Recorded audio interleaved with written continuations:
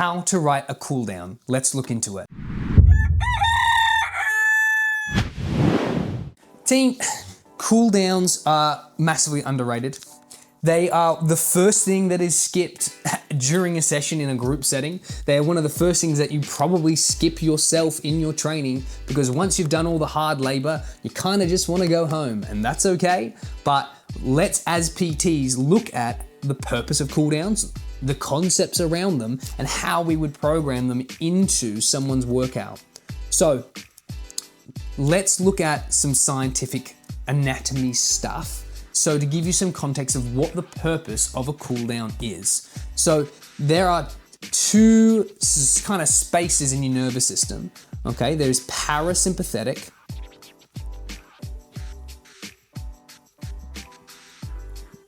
and there's sympathetic. Now team, these are big fancy words that I want to break down really simply to you, and as a PT you should probably know a little bit about this, but all this means, and all the context that's going to be related to this video, is sympathetic means fight, flight, freeze, and fuck. Excuse the language there team, but that's just how you remember it. Parasympathetic is all about rest and digest. Now, some people will use the SLUD acronym to remember this, but we're not going to dive into that. But for the anatomy students, SLUD is really, really good. But rest and digest is the main focus. When we are training, we move into a sympathetic state, which means that our body is in fight mode. It's got an elevated heart rate. Your heart's pumping hard, your body temperature's probably increased, you're wired, you're alert, you're good to go. You are training. That is the purpose of the workout. Workout is all about increasing your mental and physical outputs so that we can create stimulant, so we can tear muscle, so we can grow more or improve strength or burn calories or whatever it is, right? Our cool down, well, let's talk about warm-up firstly. Warm-up is all about getting us from a parasympathetic state or a rest and digest state into a sympathetic state or a fight and flight state. So it's all about getting us from resting to fighting. So that way, when we now do our training, our body is alert, our nervous system's turned on, our blood is moving, our heart's pumping, all the stuff that we need to do to be able to train properly. Our warm-up is all about getting us from resting to fighting, okay? So it goes without saying then, or a little bit intuitive nature here, that cooldowns are all about going from being in fight mode and bringing us down to rest mode, rest and digest. So going from sympathetic down to parasympathetic, that is our goal, okay? Because we cannot heal properly if we're still in fight mode. Cortisol levels are too high. There's other chemical reactions in your body that are not allowing you to rest and heal properly. If you think about bodybuilders who try to grow a lot of muscle, they rest a lot and they sleep a lot. All the pro athletes have huge amounts of money sunk into recovery and are very focused on their sleep and rest cycles. So it's very important that we bring ourselves from fight to rest, because rest is where healing happens. We must heal our muscles to allow them to grow and to strengthen so we can repeat the process of ripping them and stimulating them at the next workout. If you get the ratios wrong of rest to fight ratio, you'll end up hurting yourself, ripping your muscles apart, or not achieving the goals you're after. You'll find that you either stagnate or you don't have the growth rate of other people, which a lot of us run into this issue of overtraining, plateauing, and then not understanding why we're not growing or increasing strength or losing weight, because we're overdoing it. Common, okay? So when we look at cooldowns, I break it down into a couple of steps, a couple of purposes, okay? And it is very, very similar to how I run warm-ups. So if you've seen my warm-up video, you'll like this, because I love a good bit of crossover in concepts, because it means one concept carries over through many things. So in the cooldown, what I'm trying to do is loosen the tight shit. Now, that means that whatever the main muscles or joints that I used of the day, I'm trying to create relief and stretch in them. I'm also trying to bring heart rate back down. Down. Excellent. So, what do I mean by this? Well, when we look at a warm-up, very briefly for context, I have 4 steps. I start by looking at what's the main movement of the day. What was the main activity I did? If you've seen my videos, you know that I use the 9, the push, pull, plank, squat, lunge, hinge, gate, ground to standing, and crawl.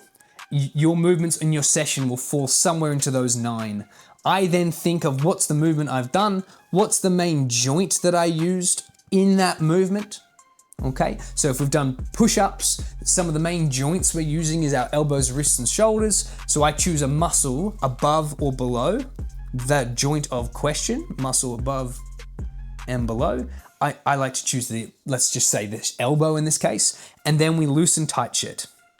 Or tighten loose shit is another way you can look at it, but let's go loosen tight shit. So if we've done a big squat day, the main joints of the squat action is your hips, your ankles, and your knees. Your knees, likely, the hinge joint of the knee, is probably doing the most amount of work. The muscles above and below it, quads, hamstrings, calves, again, very general, we don't need to be anatomists. We need to then loosen them or loosen the joint.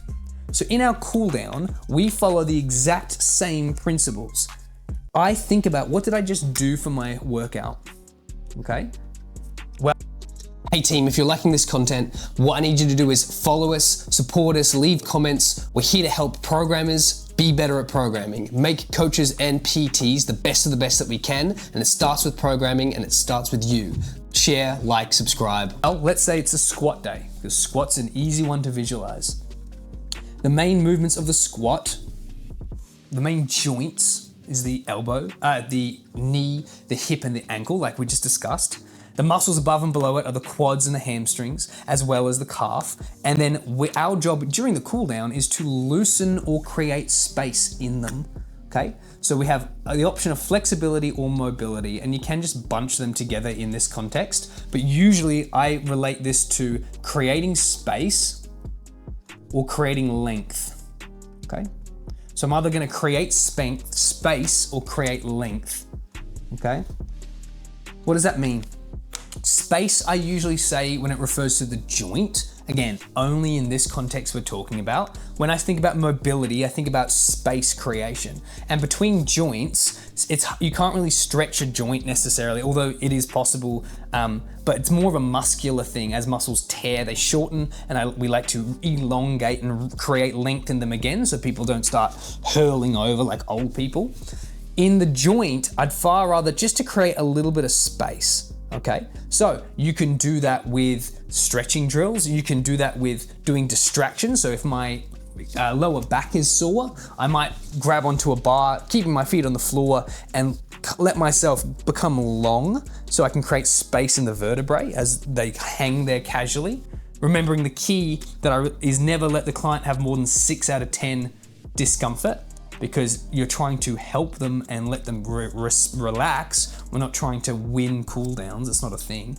So we can create space and we can create flexibility. And using this system of what's the main movement, what's the joints and what's the muscles, we can choose the most relative joints and muscles to either stretch and create space in or create space in the muscle. So space is the word I'm trying to use, length and space. So, for our cool down, we want to identify the movement, identify the joint, identify the muscles, and loosen the tight stuff that's the most relevant. So if your client has done a lot of barbell back squatting, I would make an argument that there's been some compression on the spine, which is okay, but we do need to create decompression now in the spine to allow our client to have long-term success in our workouts and movements.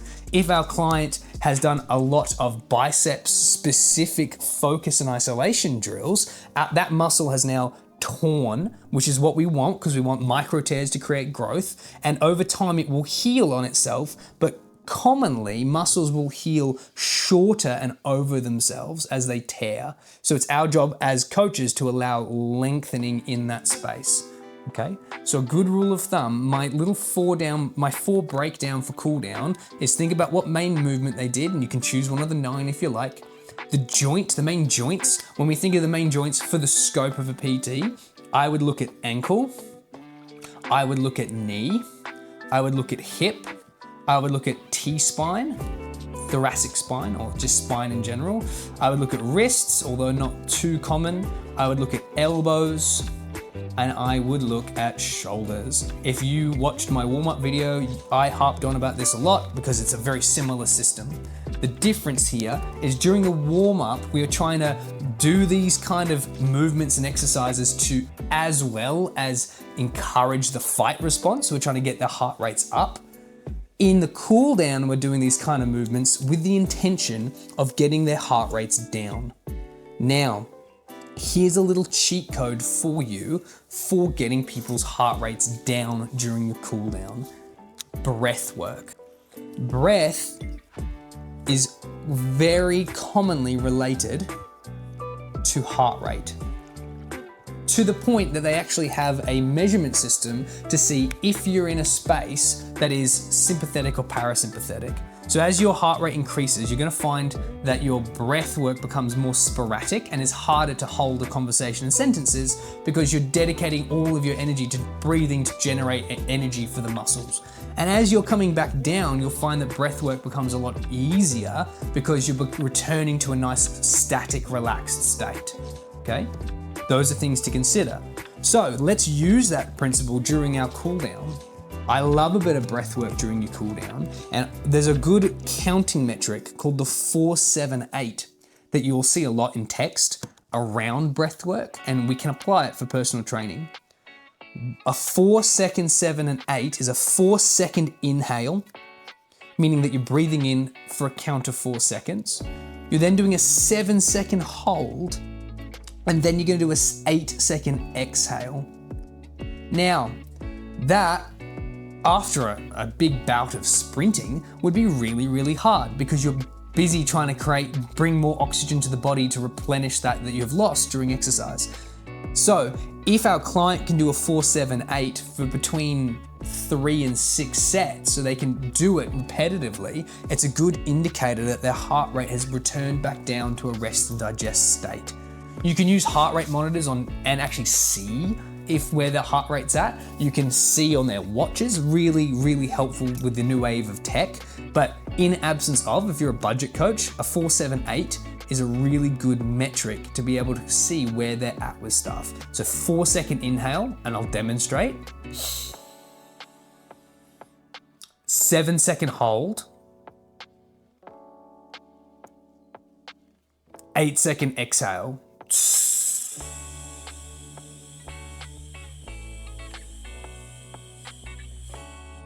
Bit fast for all of those because we're recording, but that's irrelevant. But that's what we're looking for them to do it 3 to 6 times. Now, that's just to return them back to a normal breath work. Once you've hit that normal breath, I would then look at loosening some tight stuff for them. Think about the main muscle, the main joint that was used during that session, and try to create some space or some lengthening in it. If you're lucky enough to have a one-on-one client, you might already know some flexibility related or mobility related issues that client's having. This is a good time whilst they're warm and feeling groovy to try and encourage some of those movements. Something to consider is most people will want to leave your sessions early, and they then will leave your gym, particularly during group classes, because they have to get to work or whatever. They'll leave your gym still in a sympathetic state, a fight or flight state. That's no good. We can't have that. Although it's completely their decision if they want to leave or not. But what they'll find is for the rest of the day, they'll be elevated. They'll be higher likelihoods of stress. They'll have trouble sleeping. It can kind of roll down the hill as far as issues arising for them. A good rule of thumb is that if I'm at the shops trying to grab a can of beans and I do my 4-7 8 breath work, if I can't maintain that, I might be a bit too heightened for that task. I don't think that grabbing beans at a shopping center requires you to be in fight or flight mode, although I don't know what your life looks like. But if I'm trying to run away from a lion, a tiger, or an angry boss, maybe it is appropriate to be in a high stress fight mode in a sympathetic state. Just depends. But in the context of personal training and in the context of a cool down for them, I would first allow them to get their breath work back. Breath first. You can see it by heart rate monitors, or you can see it with the count of 4, 7, 8. Then I'm going to try to lengthen or create space in the relevant muscles and joints that were used. So team, this might only be 2 exercises. This might be 5 minutes of your time. It's tiny amount. A cool down might only last 3 minutes, 5 minutes, almost nothing, right? In the scheme of the length of your program. But it might only be 3 to 5 minutes long, and that's fine. But I do encourage you to try to implement some of these ideas in your workouts and in your programming, because cooldown is massively relevant for the reasons we just talked about, and there are textbooks related to these concepts. This is just a very broad discussion around why we value cooldowns and kind of how to do them. Breath, then loosen, tight shit. You can do that at the same time if you want. You can get them to breathe as they stretch. Not a bad idea. And not a bad idea for you to check in on your own breath throughout your day to see if you are at an appropriate point of rest and digest or if you're not. Excellent team, well done. I'll see you next time, and we will release a video on a bunch of examples for cooldowns soon. So keep an eye out for that.